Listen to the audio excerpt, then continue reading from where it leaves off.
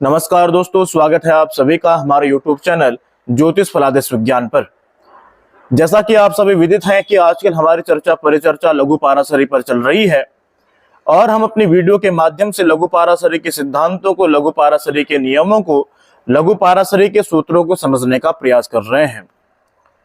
आज की वीडियो से पूर्व मेरे द्वारा लघु पाराशरी के तृतीय अध्याय दशा फलाध्याय की चर्चा परिचर्चा की गई और पूर्व की वीडियो के माध्यम से दशा फलाध्याय के प्रथम और द्वितीय श्लोक को समझने का प्रयास हमारे द्वारा किया गया। आज की चर्चा को प्रारंभ करूं उससे पूर्व यदि आप हमारे YouTube चैनल ज्योतिष फलादेश विज्ञान पर नए हैं तो हमारे YouTube चैनल ज्योतिष फलादेश विज्ञान को सब्सक्राइब करना मत भूलिएगा। आते हैं मुख्य विषय पर। शास्त्रकार अगले श्लोक के माध्यम से लिखते हैं कि स्वदशायाम त्रिकोणे स भुक्तो केंद्रपति शुभम दिशेत सोपिथानो वेद संबंधेन पापकृत। शास्त्रकार ने इस श्लोक के माध्यम से स्पष्ट किया, यदि किसी जातक अथवा जातिका की जन्म कुंडली में केंद्र स्थान के स्वामी की दशा में तत्संबंधित त्रिकोणेश की अंतर्दशा चल रही हो, अथवा यदि किसी जातक अथवा जातिका की जन्म कुंडली में त्रिकोणेश की दशा में तत्संबंधी केंद्रेश की दशा चल रही हो, तो निश्चित रूप से ऐसी स्थिति में जातक अथवा जातिका को शुभ फल प्रदान होता है। इसमें कोई संशय नहीं है। अगर केंद्रेश की दशा चल रही हो और केंद्रेश की दशा में जिस ग्रह का अंतर आ जाए उसके साथ केंद्रेश का संबंध स्थापित ना हो तो निश्चित ही पाप फल जानना चाहिए। इस विषय को समझने के लिए आपको स्क्रीन के माध्यम से एक जन्म कुंडली दिखाई पड़ रही होगी, तो हम बलि केंद्रेश की चर्चा करेंगे। तो प्रबलाश्चोत्तरोत्तराम के माध्यम से बलि केंद्रेश को समझने का प्रयास हमारे द्वारा किया गया था। तो इस कुंडली में बलि केंद्रेश मंगल है। अगर मंगल की दशा चल रही हो और तो मंगल की दशा में तत्संबंधी योग कारक ग्रह, उनके तत्संबंधी योग कारक ग्रह जन्म कुंडली में शुक्र प्रतीत होते हैं। आप शुक्र को देखोगे तो शुक्र जन्म कुंडली पर लग्न पर स्थापित हैं। किसकी राशि पर? तो देवगुरु शनि की राशि पर। तो आप विचार करें तो मंगल का शुक्र के साथ संबंध कैसे स्थापित हो रहा है।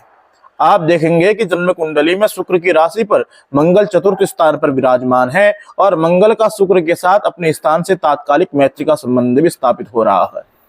तो इसलिए हम विचार करें तो जब भी इस जातक अथवा जातिका की जन्म कुंडली में शुक्र की मंगल की दशा आएगी तो मंगल की दशा में तत्संबंधी शुक्र की अंतर्दशा होने के कारण इसको अवश्य ही इस दशा अंतर्दशा में लाभ प्राप्त होगा।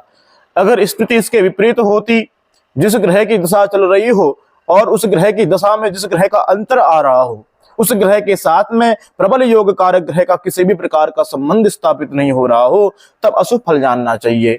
तो इस श्लोक के माध्यम से इस विषय को हमने स्पष्ट किया। दूसरे श्लोक के माध्यम से शास्त्रकार लिखते हैं कि आरंभो राजयोगस्य भवेन मारक भुक्तिषु प्रसयन्ति तमारभ्य क्रमशः पाप भुक्तयः तत्संबंधित शुभानां तथा पुनर्संयुजां शुभानां तो समत्वेन संयोगो योगकारिणाम्।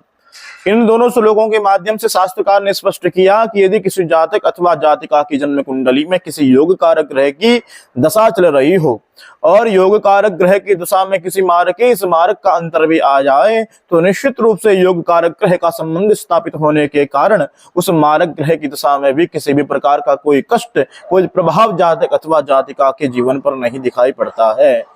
आप सभी लोगों ने एक सूक्ति सुनी होगी कि संबंधे सति साधु नाम खलोपी हित साधुकः। सत्संगति का ऐसा प्रभाव है, यदि कोई दुर्जन व्यक्ति किसी साधु पुरुष के संसर्ग में आ जाता है तो निश्चित रूप से साधु पुरुष के संसर्ग में आने के कारण वह व्यक्ति भी परम पावन पुनीत हो जाता है। उसी प्रकार से शास्त्रकार ने कहा कि यदि किसी जातक अथवा जातिका की जन्म कुंडली में प्रबल योग कारक ग्रह हो और उस प्रबल योग कारक ग्रह की दशा अंतर्दशा में किसी मारकेश के अंतर्दशा आ रही हो तो मारकेश की अंतर्दशा उस जातक के लिए उतनी कष्टकारी नहीं होती। कुछ तो होती है, मारकेश का कुछ न कुछ प्रभाव तो अवश्य रूप से रहेगा ही। मारकेश की अंतर्दशा में जातक या अथवा जातिका को उसके जीवन में कुछ न कुछ कष्ट तो मिलेगा ही, लेकिन प्रबल योग कारक ग्रह के साथ संबंध स्थापित होने के कारण कुछ प्रभाव में न्यूनता अवश्य आ जाएगी। इस विषय को समझने के लिए भी हम कुंडली का सहारा लेते हैं। स्क्रीन के माध्यम से आपको जन्म कुंडली दिखाई पड़ रही होगी। इस जन्म कुंडली की यदि हम चर्चा करें तो इस जन्म कुंडली में प्रबल योग कारक ग्रह यदि कोई है तो वह है दैत्यराज शुक्र। और दैत्यराज शुक्र के साथ में लग्न पर बुध और बृहस्पति विराजमान है, जहां पर बृहस्पति प्रबल मार्केश हैं, जो जन्म कुंडली के एकादश स्थान के स्वामी भी हैं और साथ ही साथ जन्म कुंडली के द्वितीय स्थान यानी प्रबल मार्ग स्थान के स्वामी होकर के जन्म कुंडली में लग्न पर दैत्यराज शुक्र के साथ में विराजमान है। यहाँ पर दैत्यराज शुक्र के साथ बृहस्पति का संबंध स्थापित होने के कारण, बृहस्पति के प्रबल मार्केश होने के कारण और साथ ही साथ यदि जन्म कुंडली में योग कारक ग्रह शुक्र की अंतर दशा आएगी, उसमें अगर प्रबल मार्केश बृहस्पति का अंतर आएगा, तब भी ऐसी स्थिति में जातक अथवा जातिका को किसी भी प्रकार के कष्ट नहीं होगा। कहने का तात्पर्य यह है कि मार्केश में किसी न किसी प्रकार की न्यूनता अवश्य रूप से आ ही जाएगी। तो दर्शकों, आज की वीडियो के माध्यम से इन 3 श्लोकों को आपके समक्ष प्रस्तुत करने का प्रयास मेरे द्वारा किया गया है। यदि आपको हमारा विषय प्रियकर लगता है, रुचिकर लगता है, तो हमारे यूट्यूब चैनल ज्योतिष फलादेश विज्ञान को सब्सक्राइब करना मत भूलिएगा। पुनः उपस्थित होंगे नई वीडियो के साथ, तब तक के लिए